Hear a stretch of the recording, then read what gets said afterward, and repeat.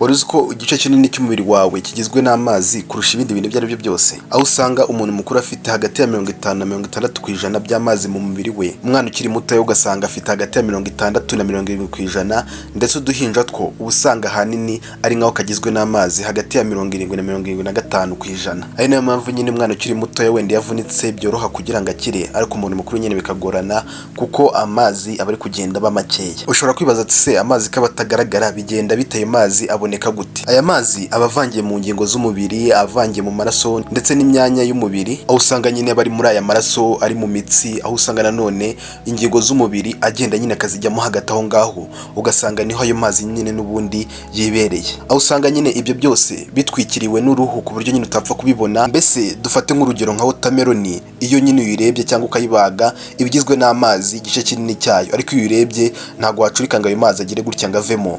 Ni ntoki kigero nyine cy'umuntu usanga yuzuye amazi mu mubiri we, ariko nyine ukaba utamucurika ngo abe yavamo. Ndetse n'amagufa mubona nayagira hagati ya 20 ndetse na 30% nyine by'amazi, nayo urumva afite ikigero kiri hejuru. Aya mazi rero ari mu mubiri akaba atari ay'umurimbo gusa, ahubwo afite n'akandi kamaro gakomeye cyane, kuko usanga afasha mu gutwara intungamubiri na oxygene mu maraso bikagera mu bice byose by'umubiri. Ikindi kandi afasha umubiri gusohora umwanda biciye mu nkari ndetse n'ibyuya umuntu abira. Ibi bigatuma umubiri ugusukuyemo imbere, yarangiza akagenzura ubushyuhe bw'umubiri cyangwa se akaringaniza ubushyuhe, kuko nyine iyo ushyushye ubira ibyuya, amazi akagufasha gukonjesha umubiri bikarinda umubiri kuba washyuha cyane. Ikindi kandi amazi afasha mu igogorwa ry'ibiryo, aho amazi afasha gusika ibiryo mu nda, ibyo bigatuma intungamubiri zinjira neza mu mubiri. Amazi kandi nanone afasha mu koroshya ingingo ndetse n'uturemangingo. Aya mazi afasha gutuma ingingo zinyerera neza kandi zigakora neza, akanatuma amaso, iminwa ndetse n'uruhu biguma bitoshye bitumye. Amazi kandi nanone arinda ingingo z'ingenzi arizo nk'ubwonko, kuko nyine akora nk'umusego urinda ingingo